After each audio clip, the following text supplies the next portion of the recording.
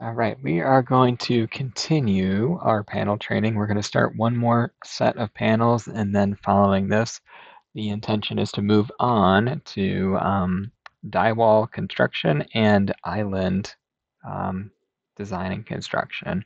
So really, um, yeah, we're moving along pretty well. So let's go ahead and get the next set of panels pulled up. I am looking at the drafting schedule here, and I've got two sets that we can look at. Really, well, three really, but two because these are kind of duplicates of one another pretty much. So I think probably for our best benefit, it might be good for us to look at one of these elevator lobbies. So I got P4 and I got P5. We'll probably just start with P4. It's going to be the um, one up here at the top of our list. I was going to do P2, but P2 is more column panels, and we've already kind of covered a few of those earlier on, or at least we did a couple of columns earlier on with the panel training. So I want to go back to this one here. We can take a look at this. It'll be the first elevator lobby set of panels that we have worked on together. So I went ahead and moved my status over to drafting.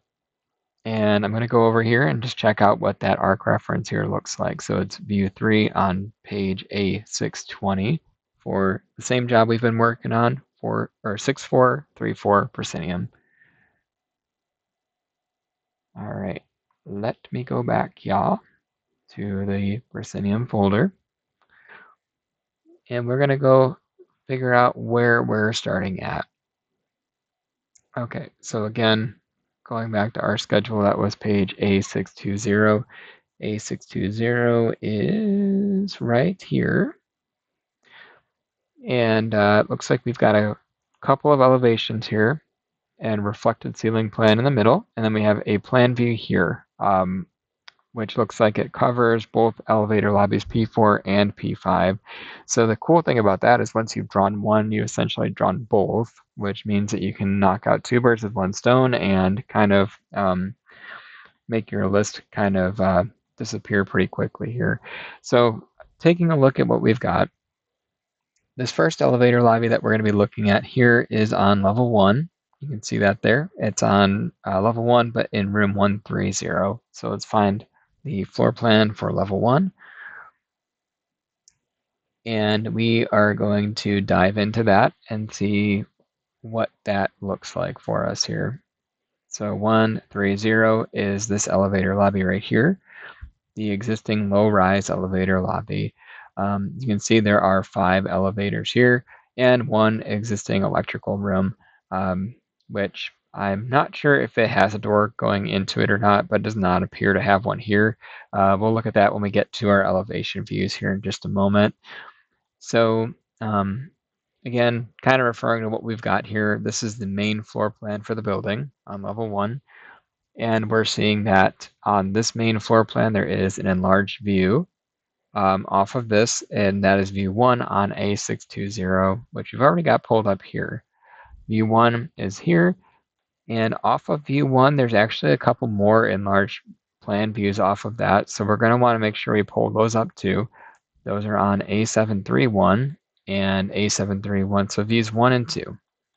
Or sorry, views 6 and 2. My mistake.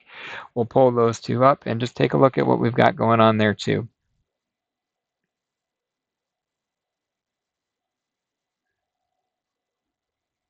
Oops, there we go. Perfect. Okay, so view, what did we say, 1 and, sorry, 6 and 2. Oh my goodness. All right, so view 6, we are looking at this detail here, typical wood portal reveal that appears to show up there, and it does say similar. So anytime you see an SIM, that stands for similar. That means that the architect is using this as a similar detail to other areas of the building. So there might be some things here that may not match up completely to what we're dealing with, but they may show enough information to be able to understand what we're going to be doing here. And I think the thing that we're going to be looking at here is that we may not have, what is this called out as, a It doesn't really say what that is, but that may not exist, but the panel here is probably going to be exactly the same as what's going on in our elevator lobby here. So that's view 6. View 2 is on the north or plan north part of our lobby. Let's go to view 2 and just take a look at what we've got on that. So view 2 is kind of showing the same thing. It even has a call to view 6 here as well. So it kind of just gives you more of an enlarged, or sorry, a more of a zoomed out view of the panels that we're dealing with on the outsides of this elevator lobby here. So these are a couple of portals that go into the elevator lobby. So you can see here, that would be this set of panels here in gray, and then this set of panels here in gray as well. And then vice versa, when you get down to here, there's a set of panels here and a set of panels there as well. So let's look at, oh, and then, sorry, before we move on the reflected ceiling plan, you can kind of see that those panels go up on the ceiling above the entry into the elevator lobby here and over here as well. And they give you a height from the floor to the underside of that panel right there. That's going to be important to note. It looks like these are actually different, which is kind of unusual, but there may be a reason for that, or maybe it was just a mistake, but we're going to make sure that we note that for when we get through our drawing here. All right, now let's take a look at these two elevations here. We've got view 3 for the plan west version of the elevator lobby and plan 4 for the plan east wall of that elevator lobby. So we'll start with 3. That's the west side of the elevators. You can see here in the highlights that our estimating team has put together that we've got veneer panels. Orange will usually stand for veneer, so we're going to have veneer panels that actually go, this is your portal here. So I'm trying not to like really think about that just for the moment. But on that wall, I've got veneer panels that extend up into what looks like a light cove here. There's a enlarged view of that as well. We'll look at that in a second. And then they go all the way across the top and kind of make their way in between each of these elevator openings. These are your elevator doors, of course, right here, here, and here. And then you've got your elevator call buttons here. And it looks like the call lanterns are actually on the elevator openings here where this MTL01 panel is located. Now, we're going to look at the takeoff here in a moment as well. One thing that is noted on there is the MTL01 is an item that is going to be provided by others. So that's not part of on-site scope. It's not highlighted here either. So just to make us, to allow us to be able to see, that is not part of our scope. We'll have to work around it, of course, but as of right now, we're not picking that up, so we're just going to show it and we're going to call it out as something that's being provided by a different vendor. All right, so as promised, let's look at the light cove detail. Looks like it's view 2 on A741 and 2 on A740. So we need to pull that drawing up as well. 40 and 41. And what did we say? Those are both view 2. Okay, that's perfect. That makes it easier to remember. So view 2. All right. So here, it's a little hard to see what's happening because this is a lot more detailed than what we were seeing in our elevation view. But let me pull up both. Maybe that'll help with visualizing what we're looking at here. Okay. So when looking at this view here, 2 on A740, what we're seeing is we have those panels that are cladding the opening in between the lobby and the elevator lobby. Well, actually it's flipped. Here, I got this backwards. So this is the lobby side, as you can see here. This is the elevator lobby side, which you can see here. They have it labeled pretty nicely. And then over here in the elevator lobby side, you can see that there is a light fixture that's being mounted above the ceiling right here. They have a light cove or a pocket that's built into the ceiling right there, which will allow the light to reflect up on the ceiling and kind of wash down into the room like this. That'll be kind of what's happening here. We'll be notching our panels around that. And once we've got that, let's take a look at the other side over here, 2 on A741. Most likely it's going to be exactly the same, just flipped, but we'll take a look and just make sure there's nothing there that's really sticking out as something that's kind of goofy here. Yeah, maybe there's a little bit of goofiness going on. You can see here, they have this labeled as the elevator lobby side, and this is the lobby side. However, it looks like the text is probably flipped because this side has the light cove, this one does not. And when looking at how this elevation view appears, you can see that the lobby side on this one does not have that light cove. It just has the drywall ceiling coming down to here, returning down, back over, and up again, and then there is the light pocket there. So this is kind of flip-flopped a little bit, but that's okay. As long as we know that, we're good. We're going to be using our elevation view to use as a reference mostly to draw that. The detail view 2, is going to be helpful in making sure that our elevation view is accurate, but yeah, we're going to kind of use this as a reference, but we're not going to hold true completely to this because this is flipped as far as I'm concerned here. Either that or they have these numbers flipped, which is also a very strong possibility as well. But yeah, we'll dig into that a little bit more when we get to that part. So important things to look at here for the west side wall of the elevator lobby is that we are going to have those veneer panels. We're going to be using the same reveals as far as I know.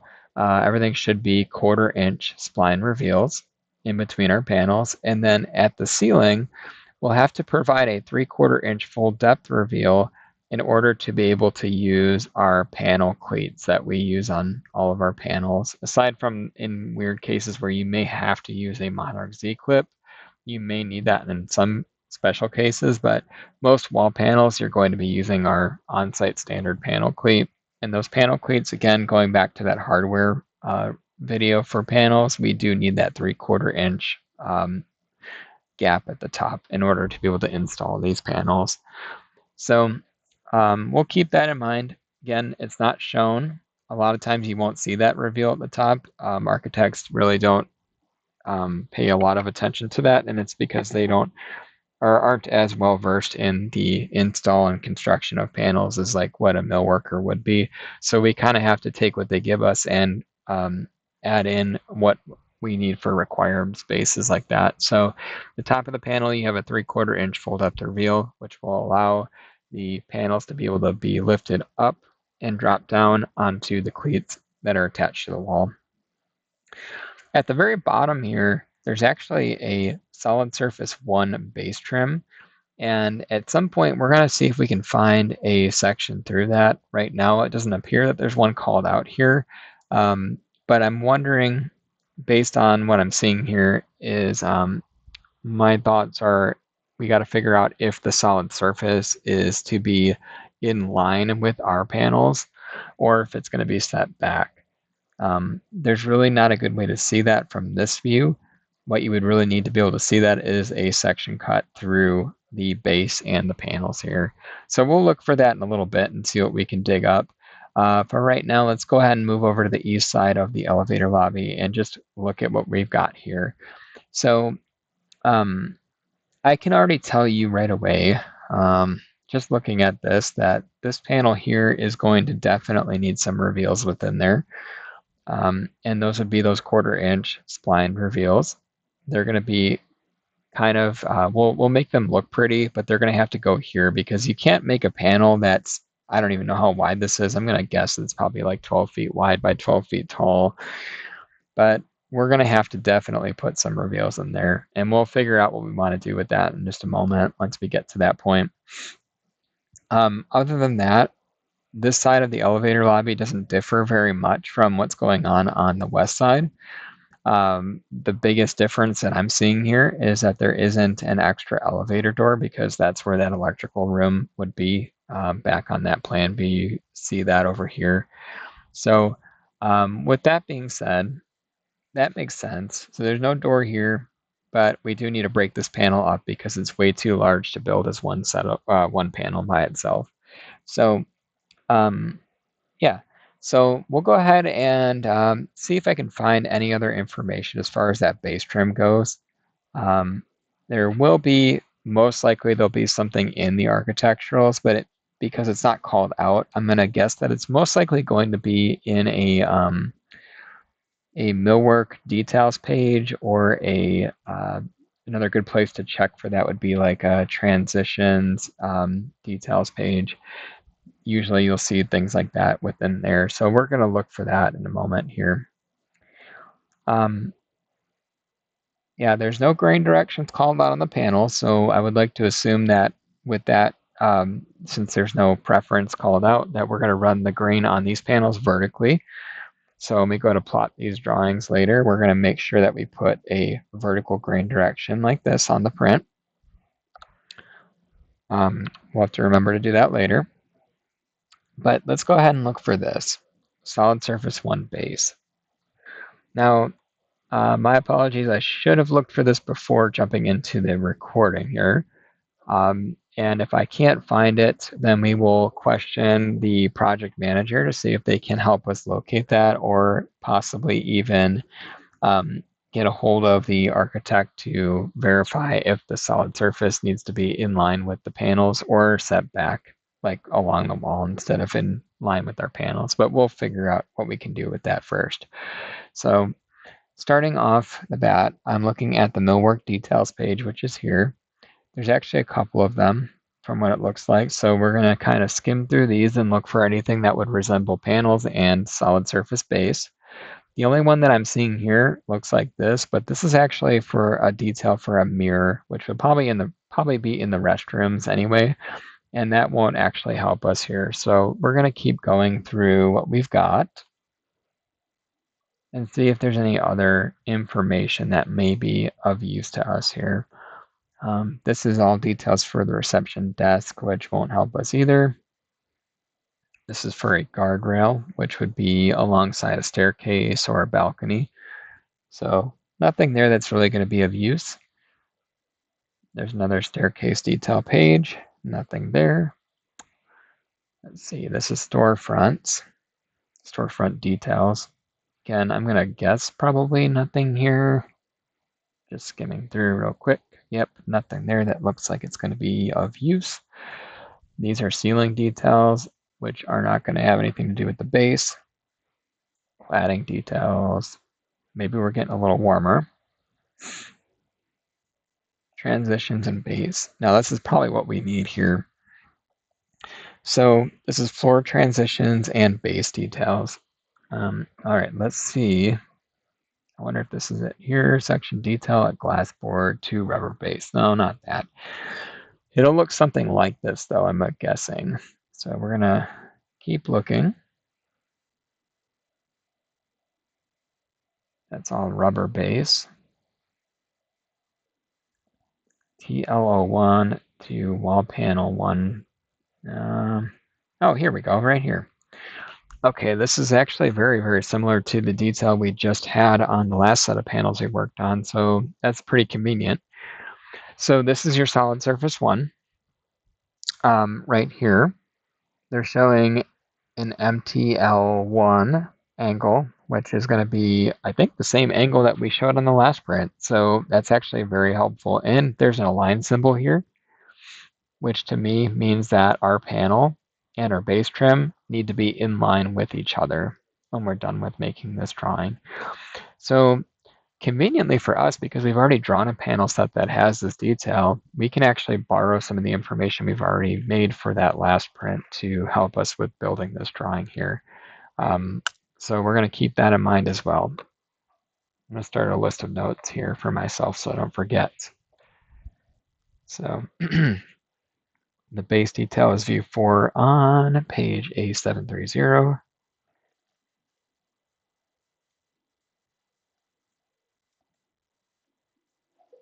Got it. And elevation views here. Going back to what we've got on our drawing, we are going to be referring mostly to page A620.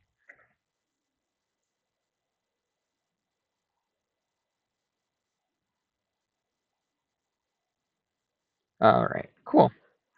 So we're getting somewhere. We're starting to piece together the puzzle of what we're trying to do. All right. One more thing I want to look at before we even jump into this drawing specifically is that there are two sets of panels that are kind of coming together here that we need to look at. So P3, in this project specifically, we have these archway panels that go from here to here, from here to here, here to here, and here to here. Oh, and here to here. You can actually see those on this elevation view here. I'll pull those up just so you can take a look at that. But because I have assigned a separate print reference to those archways, we actually are not going to be making that as part of our elevator lobby panels here. Okay, so the elevator lobby we're working on, you can see this goes into that elevator lobby. These are the archway panels on the lobby side of the elevator lobby, not to be confusing. But what that means, we're standing in this lobby here, looking at the elevator lobby this way. And because P3 is separate, we're not going to include it as part of our drawing, but we can include the details to show if there's any interaction between P3 and our P4 drawing here. Okay, so that's something worth noting. We do still have the archway on the south or planned south part of this elevator lobby, so we need to remember to draw that. So plan north is P3, plan south is part of P4.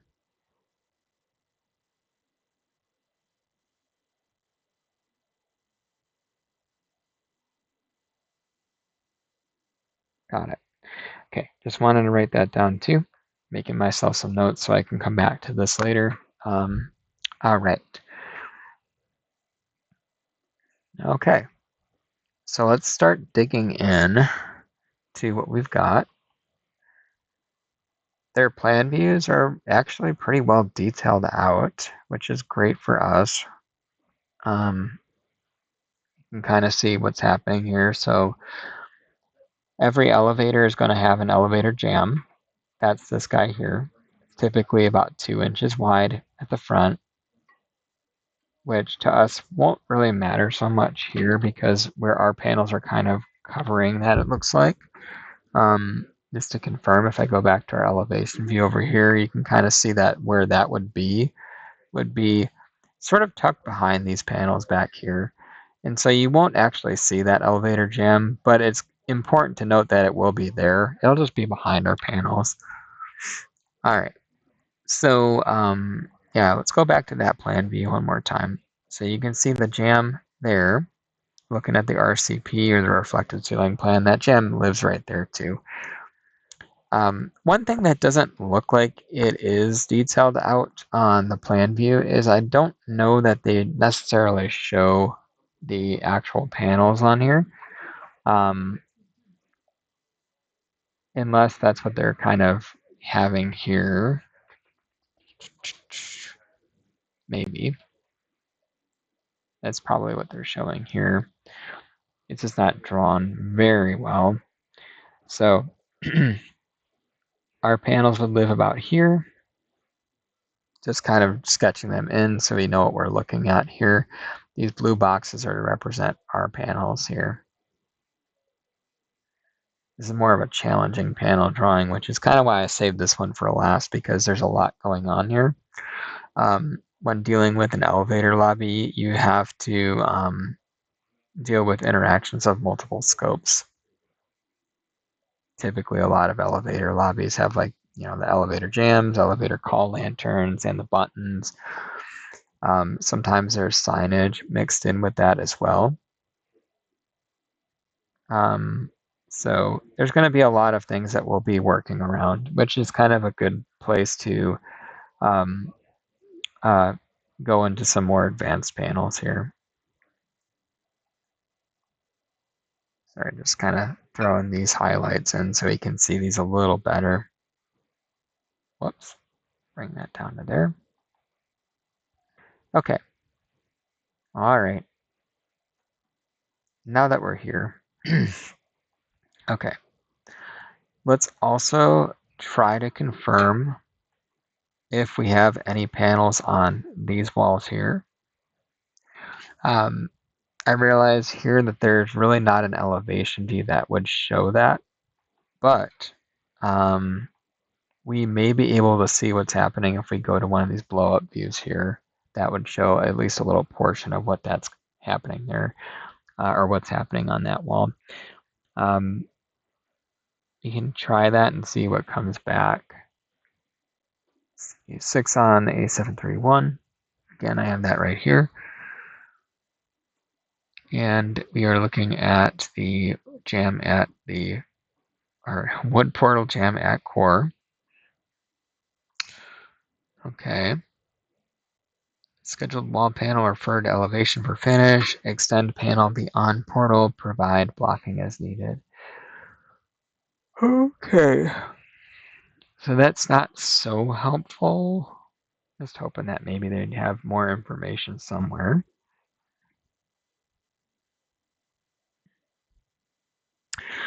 One other place I'm going to take a look at as well is there may be a finish floor plan in this project folder, and it may actually denote whether or not there's actually any veneer paneling on these walls too. So let's take a look at that as well. Since we don't have an elevation view and this plan view doesn't really show any panels there, it does make it a little hard to really know if we do have any. So we're going to look at the finished floor plan and see if that maybe gives us any clues as to what that wall looks like over there. Finished plan for level 1. All right, I'm going to relocate Finder elevator lobby. Okay, so how you read a finish plan. This is something new. We haven't really covered a lot yet. So with a finish plan, you'll usually be able to read these by these little flags that are shown like here and here.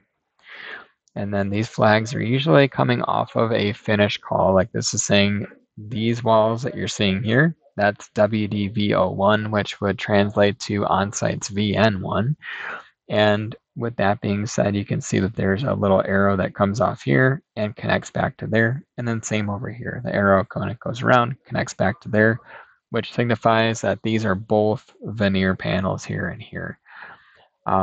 That's kind of how you read a finish plan, in case you're wondering or trying to figure that out. That's how I'm going to be looking at these here. The same goes for this side of the elevator lobby as well. You can see that these are arrows pointing to the corners of these panels, saying that those are veneer. I don't actually have any material calls on the walls over here, but there's a generic call that says WDV01 for that.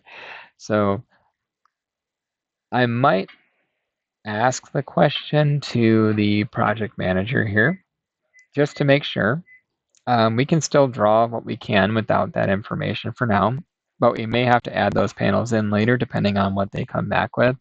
So I'll show you how to do that here. So if you ever have a question that you're unable to answer and you come to like the lead drafter or anybody else on the team and they don't have an answer to the question either, you can always ask the project manager to see if they may know the answer to the question here too.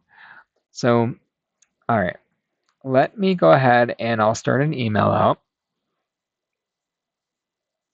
Let me get my Outlook pulled up and we're going to, yep, there we go. Get that plus the drawings pulled up. All right, and so here's what we're going to do. First, we need to find out who the project manager is on the job that we're working on here. That is located, if you ever are questioning that or unsure, you can find that here in your drafting schedule. You just go to the print or the packet that you're working off of, and then over to the right-hand side of your schedule, you'll see that this is the PM or project manager column. So that is who will be project managing this job here. So we're going to send an email out to Rod. And I will also include anybody significant that needs to be on that email. Now, because this is just between him and I pretty much at this point. I don't need to add anybody else to this one. But one important thing to remember when you're sending an email out to anybody within the company or outside the company, it's courteous for you to include as much information as you possibly can. There is a level of email etiquette that you want to kind of follow. And so with something like this, what you're going to want to do is include the job number, the job name, what print information you're looking at, so that way whoever is receiving this email will be able to quickly locate that information and know exactly what job and where to go to locate where your question is about. So the more detailed, the better you can be at that. So what we're going to do is we're going to go back to here. We're going to split screen between our schedule and the email. All right. And so let's start off with what we've got here. So the project is 6434 and job name is Proscenium. You'll have to excuse me. I have to kind of scooch in a little bit so I can actually see how to spell that. It's kind of a hard word there. So 6434 Proscenium. And then you're going to also include the print reference, so P4. And then I would go, just like you label a file, you're going to go from there to packet number. So space hyphen space PKT 46408. All right, and then space hyphen space. Then you're just going to include your description from your schedule over here. And that's about all you really need. So you're really just looking to include as much of the information as you possibly can to locate this item. So you need the job number, the job name, the print reference, the packet number, the description, including where this item is in the building, what level it's on, what room name, and what room number it belongs to. Once you've included all of that, you can go back down to where you're actually typing the email, and you can word your email how you'd like to. I usually will just go and start with like, hey, Rod, I'm working on P4 for a project, which, I mean, it sounds redundant because it's already in the subject, but I'm going to write, I'm working on P4 for project 6434 Proscenium.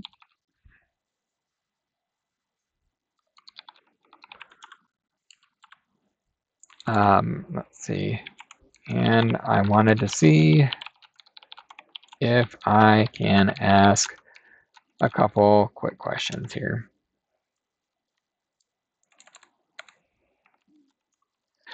Okay. My gosh. There we go. All right. So when you word your email, try to be as descriptive as you can be. Don't try to leave anything to question. Just like when you're making a print, try to explain as thoroughly as you can as far as what your question is, what drawings you are looking at, and then if you want to, you can even include screenshots or attachments of those drawings too, to help even further expedite your question and getting the correct information out to the person that you're questioning here. So really, what I like to do most times when I'm doing these emails is I'll go through the print and I'll try to nail down any questions that I have at the beginning. So usually I'll try to get at least a couple questions in there. I usually don't like asking just one question unless that's all that I really have, because you want to try to get all of your questions together at once if possible. So what I'm going to do is I'm going to start by just asking here on the, let's see, on the elevator lobby, whoops, 130 on level 1. I see that we have 2 elevation views from the architect.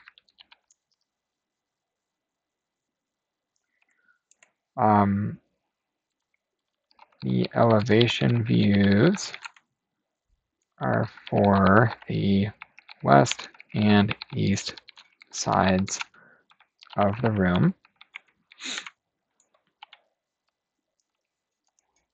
I'm questioning if we should also have VN1 panels on the north and south walls of the elevator lobby. And then what I'm going to do is also include a quick sketch of the areas that I'm questioning here. So let's pull back up the architectural here, and I'm going to make some markups. So let's go ahead and point to this here, and we're going to write, should this be VN1? Question mark. And I'm going to also make an arrow pointing towards this wall here to also include that as part of my question. And then the same thing goes for the other side of the lobby too. So I'm going to kind of copy these up to the top. Oops, I did not mean to do that. Let's undo that. Actually, this part of the elevator lobby doesn't have a sidewall that kicks out like that, so that's fine. Actually, I might reword my question then in that case to say only the south wall.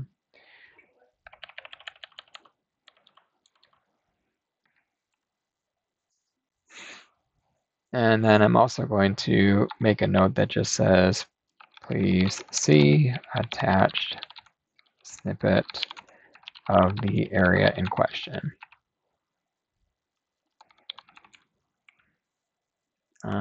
Below. There we go. All right, so let's go ahead and take a snippet of that. How you can do that is two ways you can do it is if you hold down the Windows or the Start key and then Shift and then S all at the same time on your keyboard, it'll allow you to then highlight an area on your screen of what you want to take a screenshot of. And then you can paste it into your email like that. The other thing you can do too is if you're working in Bluebeam, you can take a screenshot by coming up to the, I believe it's even called Screenshot, this tool that's up here, or it's called Snapshot, close enough. But you can highlight an area of your drawing like this, and then go back to your email and Control V to paste it in just like that. So two ways you can take a screenshot just like that. But with that being said, I think that's the only question that I currently have. If I had other questions, I would try to include them here so there's less back and forth between the project manager and the drafter to save everybody a little bit more time. But because this is all that I have, I'm going to take this, just proofread it real quick, and then I'm going to send it off to Rod to see if we can get some information here for this. And at the end, I'm just going to write thank you there to kind of give him sort of like a salutation or a signature at the bottom. So, all right, here we go. Rod, I'm working on P4 for project 6434 Proscenium, and I wanted to see if I could ask a couple of quick questions. Just change that to ask a quick question. Like that. All right, on the elevator lobby 130, on level 1, I see that we have 2 elevation views from the architect. Let's include what the page number is that it has those elevations here. I'll do it in little brackets like this. That is page A620. So A-620.00. Elevation views are for the west and east sides of the room. I'm questioning if we should also have VN1 panels on the south wall of the elevator lobby. Please see the attached snippet of the area in question below. That's about all you really need. Make sure to include as much of the information, like I said, as you can, so that it helps the project manager be able to locate what you're looking for and also help them expedite your questions so you're not waiting for a while to get an answer back. If it came down to it and like you just felt like calling the project manager, that is perfectly acceptable as well. If you have a question like this, you can just give Rod a call on the phone and he will usually be able to answer you pretty quickly. If he's unsure of the answer to the question, then what he'll do is he will forward what's called an RFI, a request for information, to the architect and the design team to see if they can help answer the question. Usually the project managers are really good about answering those questions though, so you usually don't have to wait for an RFI. But there will be times in the future where you're working on a print and that will happen to you, just a heads up. So as of right now, with that being said, what I'm going to do here is I'm going to save this video, send this email first, and then save the video here.